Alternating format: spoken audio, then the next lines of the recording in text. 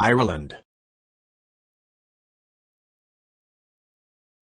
Table of Contents: Ireland. All about Ireland, including Dublin, Cork, Cobh and the Ring of Kerry, with visiting and touring information, geography, history, attractions and other points of interest. Dr. Sydney Soclof. drsydney22@gmail.com. 2023.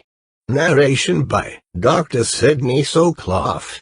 Zoe Phonemes. And Nathan Koltov. For a more complete discussion of YouTube navigation, please go to this video using the link here. Chapter 1. Ireland. Ireland is a country of amazing culture and heritage. This island country in the North Atlantic is known for its beautiful green landscapes, its friendly people, and its love for art and music. The name of the state according to the Irish Constitution is Ireland in the English language, while in the Irish language it is called Ira. And in the North the Ulster Scots say Ireland. The green of the Irish flag represents the Gaelic tradition of Ireland. The orange represents the followers of William of Orange in Ireland. And white represents the aspiration for peace between them. Chapter 2. Ireland is an island to the northwest of continental Europe. It is the third largest island in Europe after Great Britain and the 26th largest island on Earth. It is a little less than half the area of Great Britain and just a little bit smaller than Iceland. Ireland is part of a group of islands called the British Isles that comprise two major islands, Ireland and Great Britain, plus a very large number of very much smaller islands. The Republic of Ireland occupies the major part of the island of Ireland, while the United Kingdom occupies the island of Great Britain and the northern part of Ireland. The United Kingdom is comprised of England, Wales, Scotland, and Northern Ireland. To the west of Ireland is the Atlantic Ocean. To the east between Ireland and England is the Irish Sea, and to the southeast between Ireland and Wales is the Celtic Sea. Politically, Ireland is divided between the Republic of Ireland, which covers just under 5/6 of the island, and Northern Ireland, a part of the United Kingdom which covers the remainder and is in the northeast of the island. The Republic of Ireland is slightly larger than the state of West Virginia. The distance between Cork in the south to Derry in the north is 187 miles or 300 kilometers.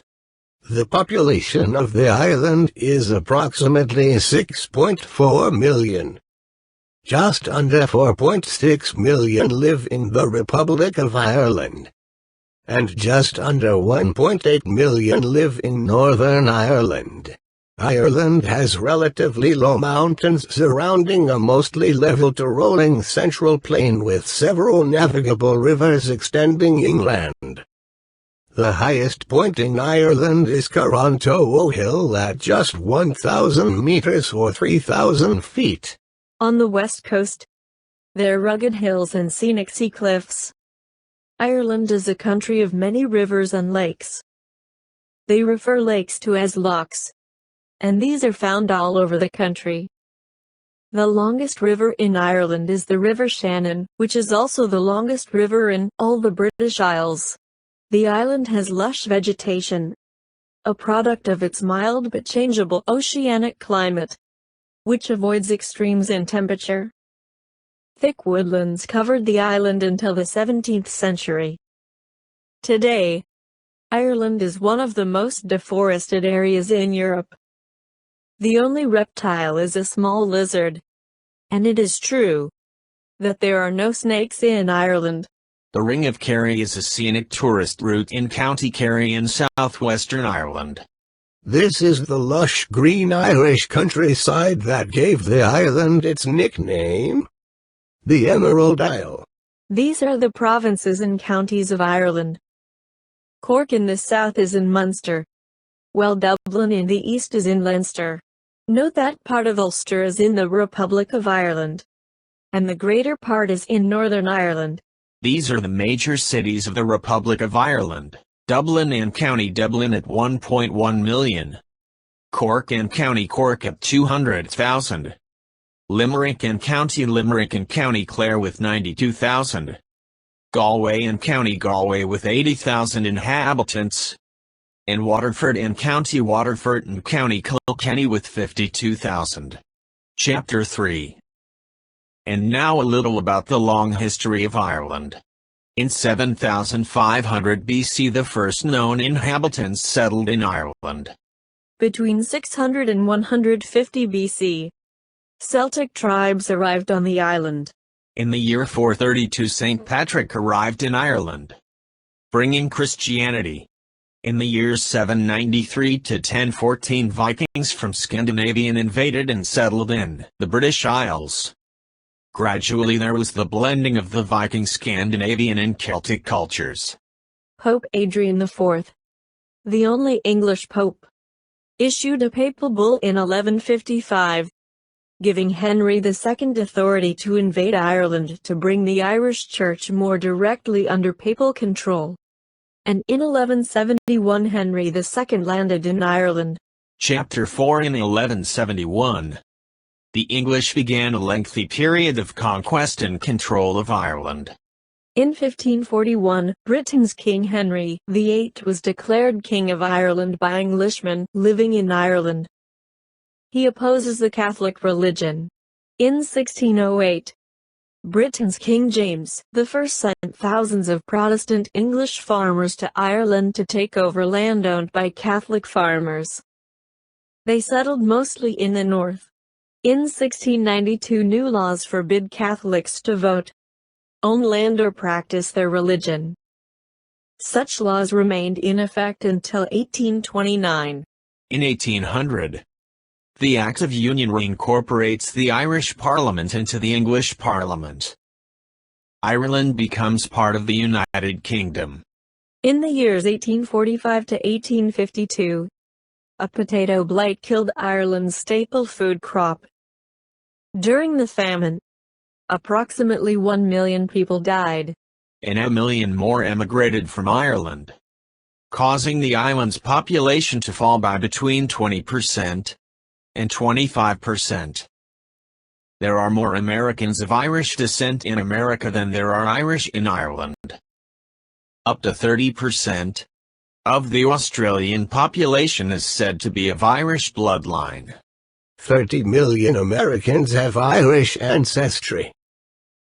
70 million people around the world can claim Irish ancestry, which is quite something, considering that the total population of Ireland today is just 6 million. There are more Americans of Irish descent in America than there are Irish in Ireland. An estimated 40% of U.S. presidents can claim Irish blood. Chapter 5. Amand de Valera, the third president of the Irish Republic, was born in Manhattan, New York City.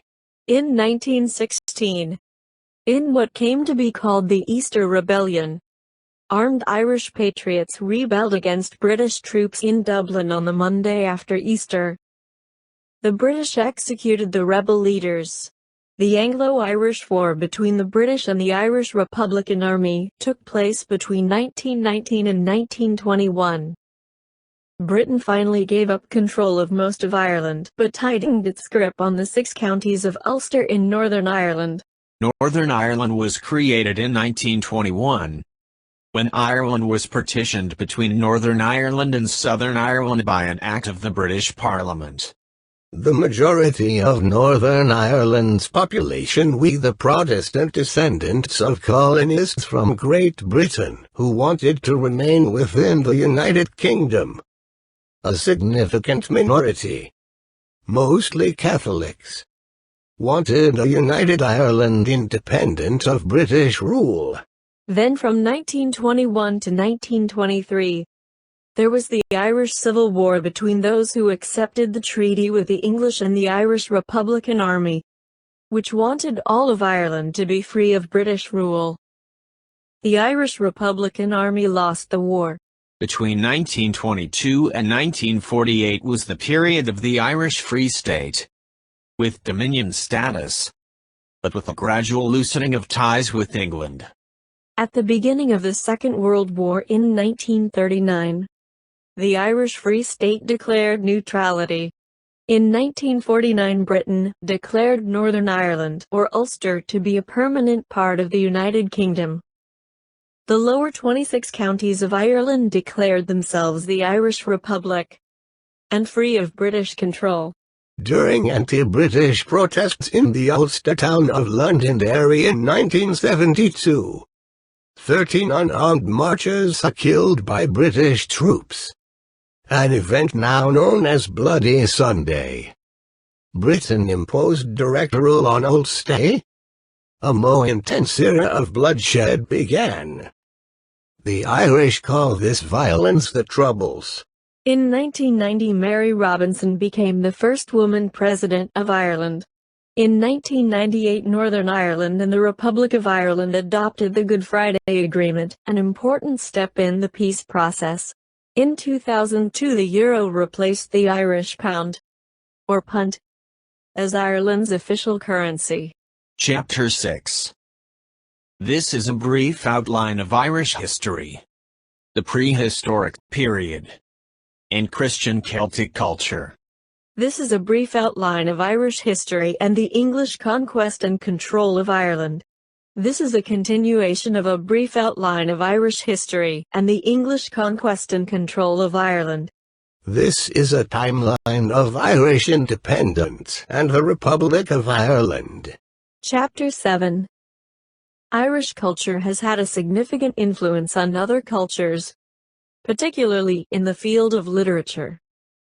A strong indigenous culture exists, as expressed for example through Gaelic games, Irish music, and the Irish language, alongside mainstream Western cultures, such as contemporary music and drama, and a culture with much in common with Great Britain.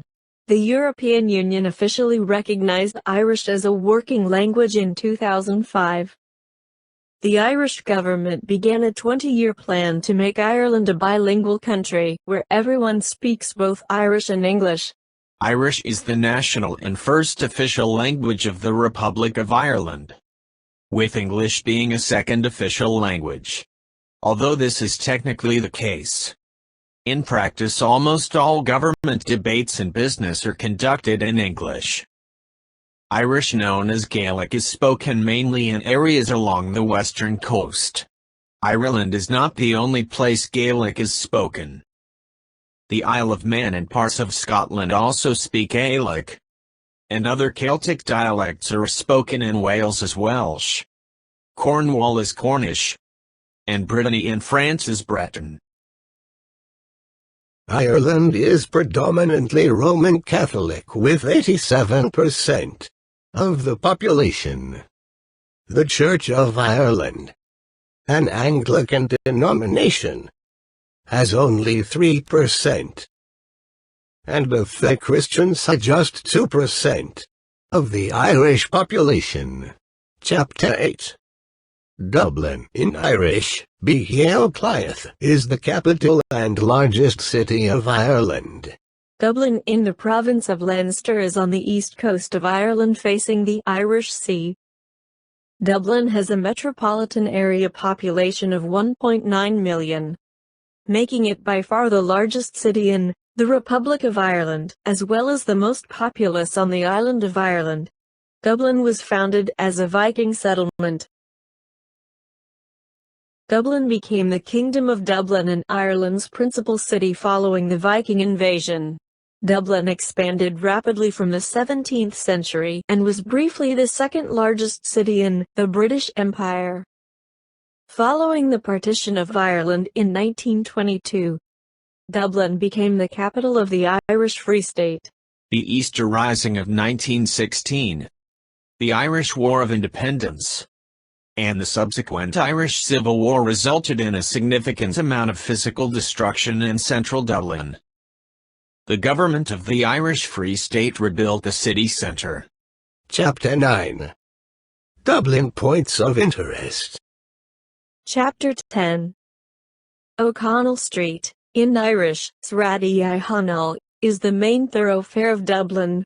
The General Post Office is the headquarters of the Irish Post Office and Dublin's principal post office. It is on O'Connell Street, the main thoroughfare of Dublin. The General Post Office is one of Ireland's most famous buildings, and was the last of the great Georgian public buildings erected in the capital. It was the main stronghold of the Irish Volunteers in the 1916 Rising. The Spire of Dublin, also called the Monument of Light, is a large, stainless steel, pin-like monument 120 meters, 390 feet, high. It is in the middle of O'Connell Street, just across from the General Post Office. In 1924 the street was renamed in honor of Daniel O'Connell, a nationalist leader of the early 19th century, whose statue stands at the lower end of the street, facing the O'Connell Bridge. O'Connell Bridge, in Irish, Drogheda O'Connell, spans the River Liffey at the lower end of O'Connell Street. It is said to be the only bridge in Europe that has the same width as its length. The River Liffey, in Irish, on Liffey, flows through the centre of Dublin and supplies much of Dublin's water and a range of recreational opportunities. Halfpenny Bridge over the River Liffey is of the most famous bridges in Dublin.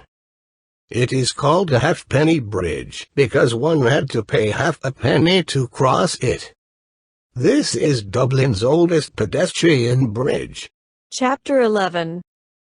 St. Stephen's Green is a city centre public park officially opened to the public in 1880.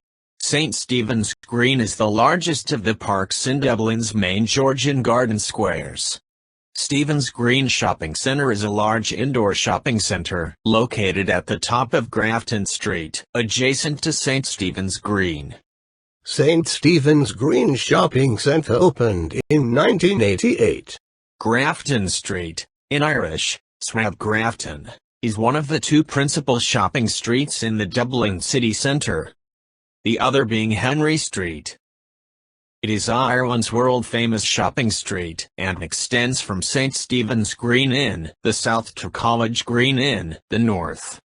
Molly Malone, also known as Cockles and Mussels, or in Dublin's Fay City, is a popular song set in Dublin and has become the unofficial anthem of Dublin.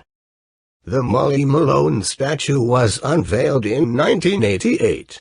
Chapter 12. Trinity College was founded in 1592 as the mother of a new university and modelled after the universities of Oxford and Cambridge.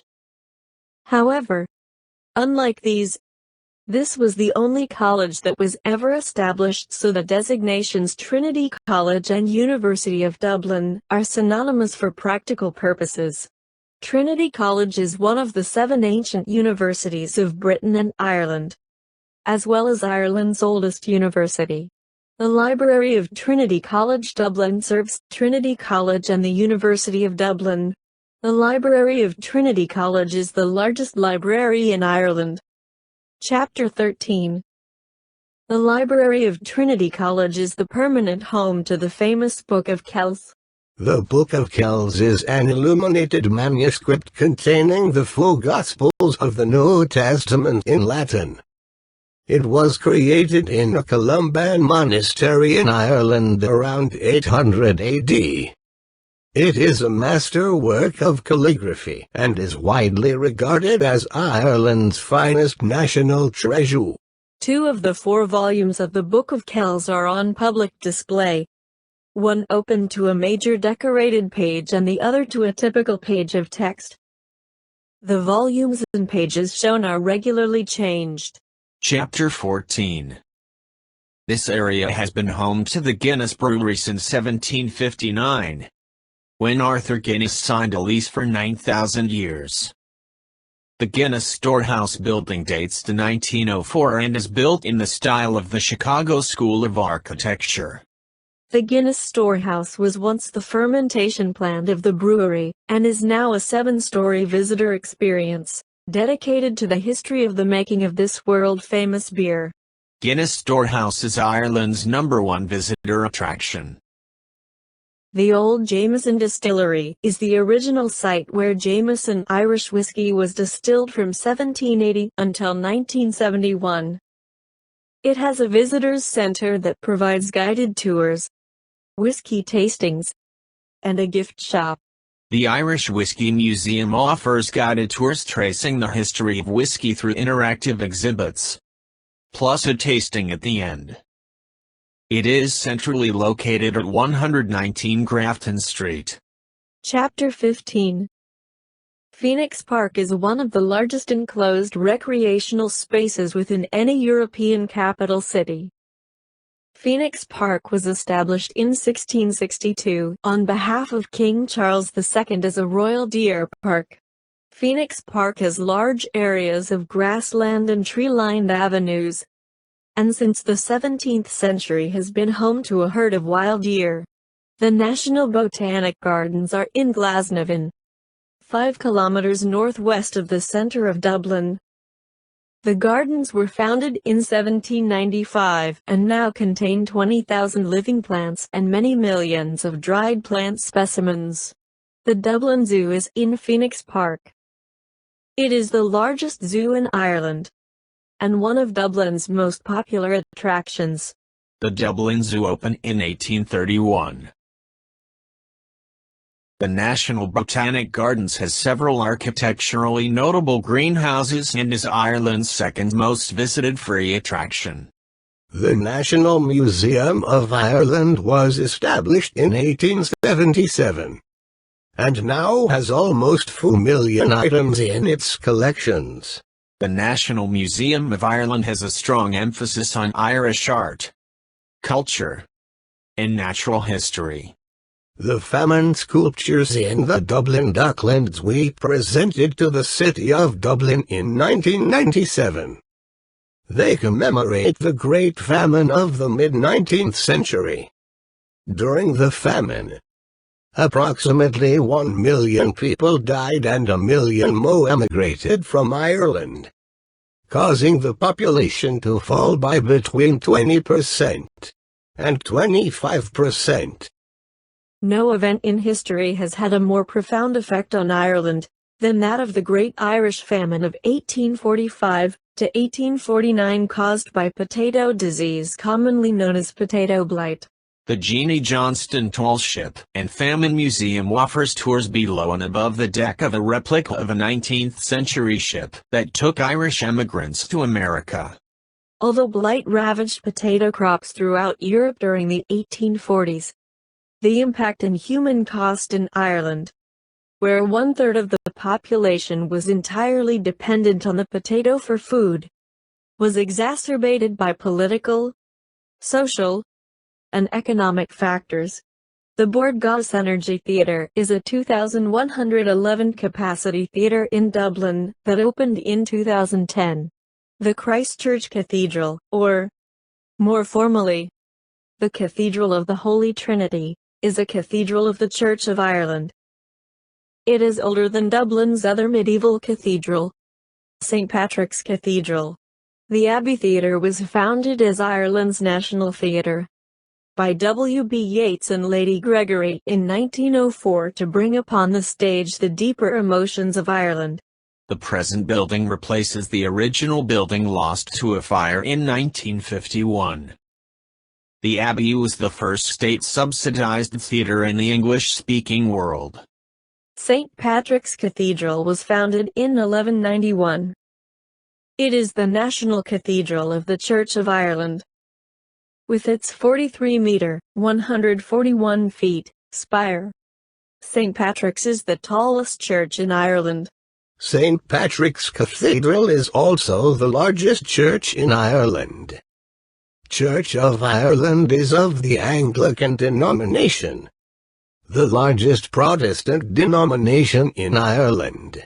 Dublinia is a historical recreation museum and visitor attraction, focusing on the Viking and medieval history of Dublin.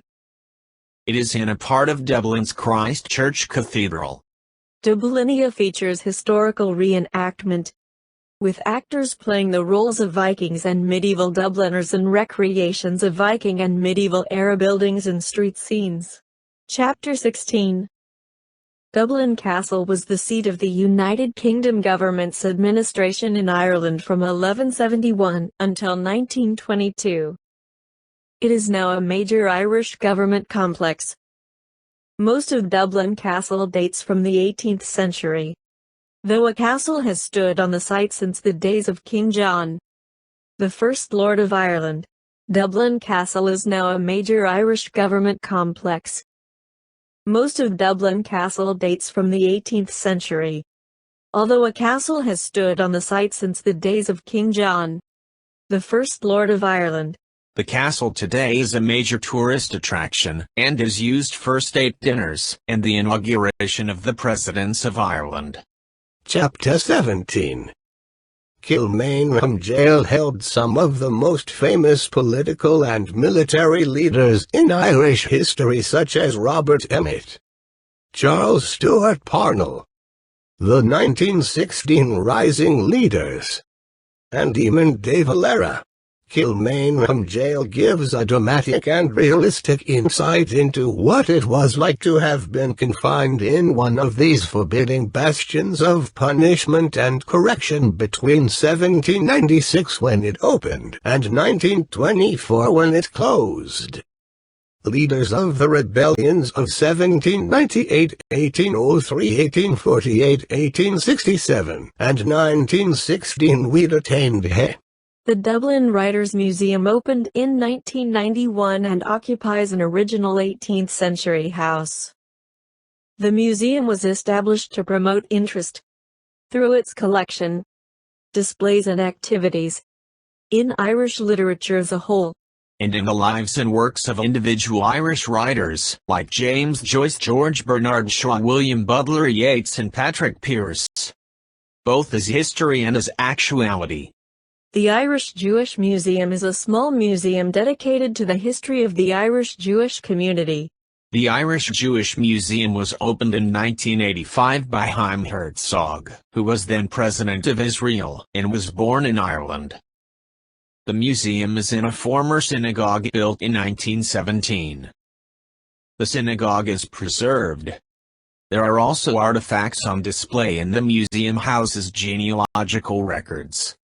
Chapter 18. For the first-time visitor to Dublin, a good way to get acquainted with the city is by a sightseeing hop-on, hop-off bus tour. One such tour is the Dublin Bus Tour. The Dublin Bus Tour offers two routes. The original route is 45 minutes long with 23 stops. And the Dublin's Docklands route takes 45 minutes with 9 stops. And with the sightseeing hop-on, hop-off bus 2 is the city sightseeing Dublin 2. Two routes are offered. The red route takes 2 hours for the full loop. And the blue route is 2 hours and 30 minutes.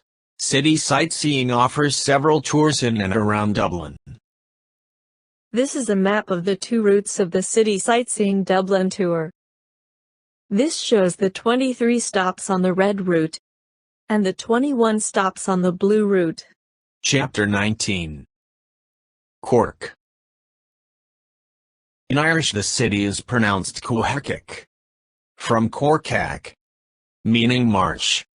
Cork is in the southwest region and in the province of Munster, and the county of Cork.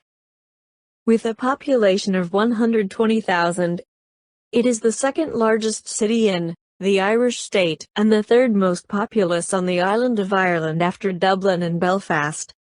Here is Cork and the nearby port city of Cobh. The village of Blarney with Blarney Castle and the famous Blarney Stone is only 6 miles from Cork.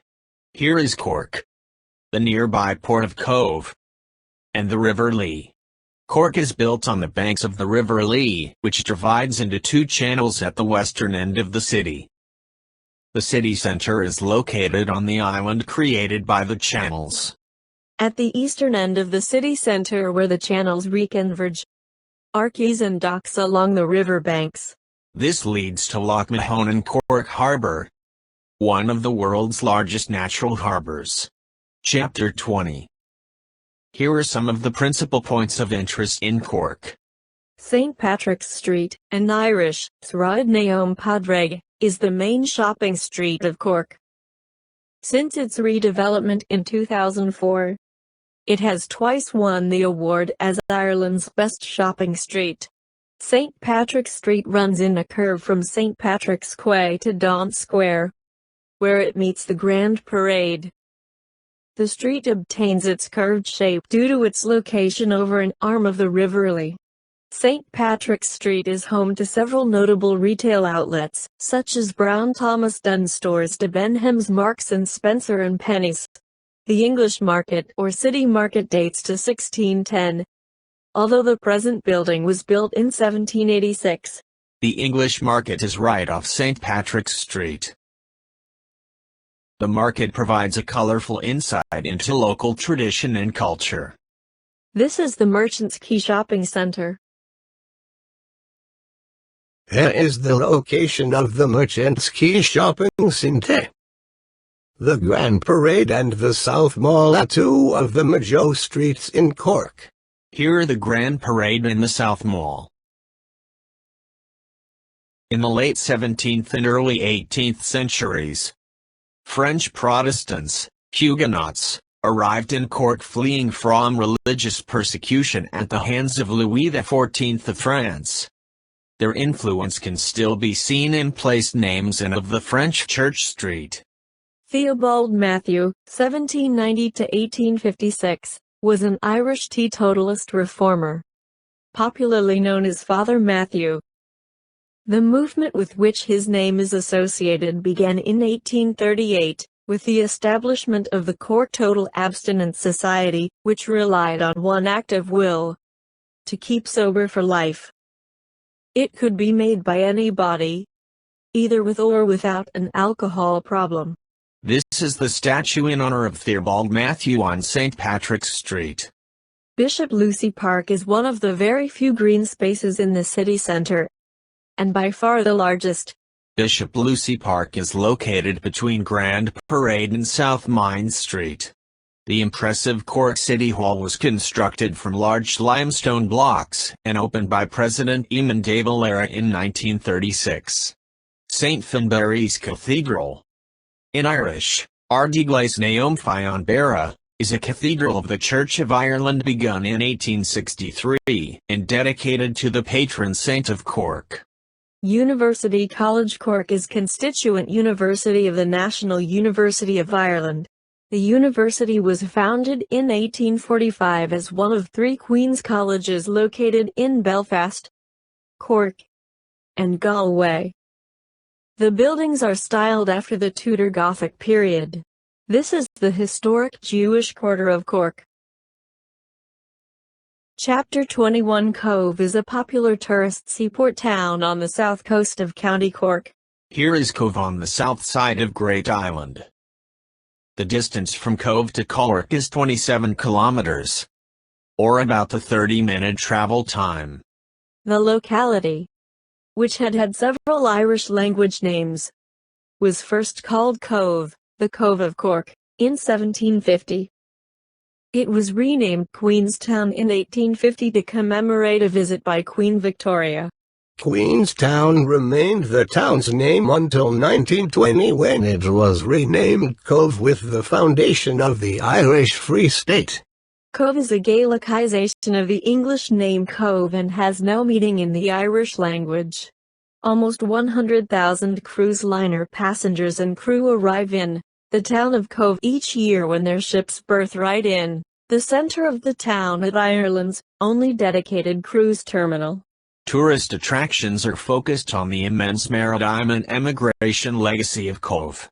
Cobh had remained virtually unchanged since the Titanic departed from Cork Harbour in 1912, with the streetscape and piers remaining. In Cobh, there is the Queenstown Story Heritage Centre. Titanic Experience. Titanic Trail Walking 2. Cobh Museum. Cobh Road Train. Spike Island Tours. And on a high point in the town is the magnificent St. Colman's Cathedral. And its 49 bell carillon. Chapter 22. The Tourist Information Centre is just outside of the Pye area. A limited number of taxis are available on the Pye. However, it is important to negotiate a fare before departing. There is also a train station at the end of the Pye in Cobh. The Queenstown Story is a dramatic exhibition of the history of Cobh, occupying an unused section of the railway station close to the ship's berth. Emphasis is placed on the importance of Cobh as an embarkation port for emigrants to the New World. The Queenstown Experience has exhibitions of Irish history. It provides information on life in Ireland through the 18th and 19th centuries, the mass emigration, the Great Famine, and on how criminals were transported to Australia for petty crimes. The Queenstown Experience also has an exhibition on the history of the RMS Titanic, whose last port of call before it sank was Cobh, then Queenstown. There are 2 Irish gift shops and a cafe in the Heritage Centre. Here is the Heritage Centre at the pier where the ship docks. From 1815 to 1970, including the period of the Great Famine of 1844, over 3 million people emigrated from Ireland, with Cobh as their port of departure. Interesting exhibits in the Heritage Centre include a reconstruction of the interior of an emigrant ship. There are exhibits on the sinking of the Lusitania in 1915, having been torpedoed by a German submarine just off Kinsale, with the loss of 1,198 lives. This was later a factor causing the United States to enter World War I. The Heritage Centre is very close to where the ship docks. There are exhibits on the Great Potato Famine in the 1840s. This is the Cobh Heritage Centre. Cobh was the last port of call for the Titanic on her tragic maiden voyage, and various relics from the great liner are also on display. Spike Island, in Irish, Innis Peak, is an island in Cork Harbour that was originally the site of a monastic settlement. Later the island's strategic location within the harbour meant it was used at times for defence and as a prison. A scenic ferry ride from Kennedy Pier, Cobh, and a fully guided tour of the island and fortress is available. Hey Doc, we want answers to our questions. How can we get from Cobh to Cork? It's easy. Across from where the ship docks in Cobh there's a railway station, and trains run every hour.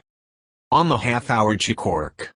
In Cork, it's only a 16-minute walk to the centre of the city on St. Patrick's Street.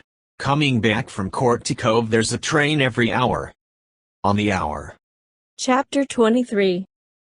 Now we will visit the region beyond Cork. Chapter 24. The town and castle of Blarney are just a short distance from Cork. Blarney Castle is one of the oldest and most historic in Ireland, and an ancient stronghold of the MacCarthys. Legend states that Dermot McCarthy talked his way out of handing over the property to Queen Elizabeth I, who referred to his excuses as Blarney meaning pleasant talk, meant to deceive without offending. The Blarney stone is embedded in the parapets of the castle and is supposed to bestow the gift of eloquence on anyone who kisses it. The earlier fortifications were built on the same spot. The current keep was built by the McCarthy of the Muskerry dynasty and dates from 1446. The noted Blarney stone is found among the machicolations of the castle.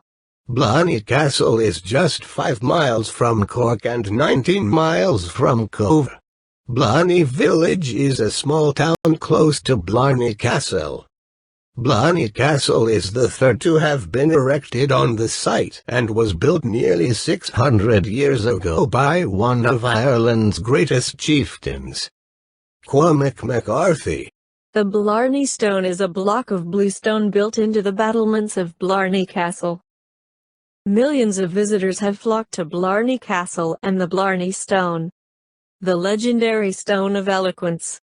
Tourists visiting Blarney Castle hang upside down over a sheer drop to kiss the stone. There are many legends as to the origin of the stone, but some say that it was the Leofoil, the magical stone upon which Irish kings were crowned. Chapter 25. The Ring of Kerry, in Irish, Morhord Sherry, is a 179 kilometers long circular tourist route in County Kerry in the southwest of Ireland. A major starting point for a tour of the Ring of Kerry is the town of Killarney. Population 14,000. This shows the location of the town of Killarney on the Ring of Kerry. This is a view of Valentia Island from the Ring of Kerry. This is the Reeve at Sneem on the Ring of Kerry. This is a map of the Ring of Kerry. This is another view of the Ring of Kerry. Chapter 26. The Dingle Peninsula has been called by National Geographic the most beautiful place on earth. The Dingle Peninsula is the northernmost peninsula in County Kerry. The Dingle Peninsula is easily accessible from Killarney and just north of the Ring of Kerry. So many visitors incorporate both tours in a visit to this part of Ireland. This is the Dingle Peninsula. The Muckross House and Gardens is an 1843 Elizabethan-style home set in a national park near Killarney and the Ring of Kerry. Chapter 27. We will now look at examples of Irish food. Irish cuisine evolved from centuries of social and political change and takes its influence from the crops grown and animals farmed in its temperate climate. The introduction of the potato in the second half of the 16th century heavily influenced Ireland's cuisine, and, as a result, is often closely associated with Ireland. Representative Irish dishes are Irish stew, bacon and cabbage, potato boxty, coddle and colcannon. Bacon and cabbage is a dish traditionally associated with Ireland. The dish consists of unsliced back bacon boiled with cabbage and potatoes. Sometimes a vegetable such as turnips, onions and carrots are also added. Boxty, baxty, or botchty in Irish meaning poorhouse bread, is a traditional Irish potato pancake. Coddle, sometimes called Dublin coddle, is an Irish dish consisting of layers of roughly sliced pork sausages and rashers, thinly sliced, somewhat fatty back bacon, with sliced potatoes and onions. Traditionally, it can also include barley. Colcannon, Irish, colcannon, meaning white-headed cabbage, is a traditional Irish dish mainly consisting of mashed potatoes with kale or cabbage. Chapter 28. Shopping in Ireland.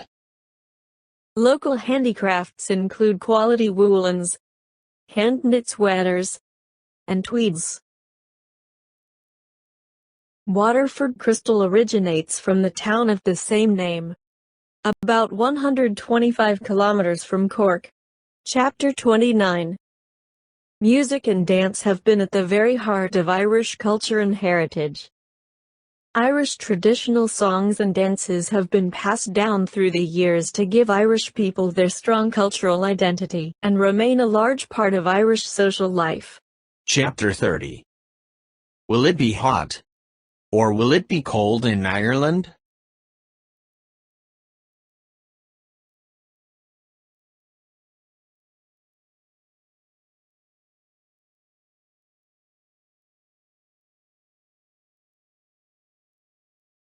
The average high and low temperatures in degrees Fahrenheit throughout the year in Dublin. Here are the average high and low temperatures in degrees Celsius throughout the year in Dublin. Here is the average number of rainy days per month throughout the year in Dublin. We see that it rains about half of the days throughout the year. Here are the average high and low temperatures in degrees Fahrenheit throughout the year in Cork. Here are the average high and low temperatures in degrees Celsius throughout the year in Cork. Here is the average number of rainy days per month throughout the year in Cork. We see that here too, rainy days predominate. Recommended videos, Ireland. Recommended video, Top 5 Travel Attractions. Dublin Travel Guide. Recommended video, Dublin Castle, its history and unsolved mystery. Recommended video, Travel Ireland, visiting Dingle Peninsula, Dingle, Ireland, Irish culture, Rick Steves Europe Travel Guide, Travel Bite. Recommended video, Killarney Vacation Travel Guide, Expedia. Recommended video, Cork, Ireland, travel around the world, top best places to visit in Cork. Recommended video, Ireland's 13 best attractions for travelers. Recommended video, the origins of Irish folk dancing, 2 minutes, 15 seconds. Recommended video, have you always wanted to kiss the Blarney Stone? Recommended video, kissing the Blarney Stone. Table of Contents Ireland. Thanks for watching. Please watch some more of my great videos.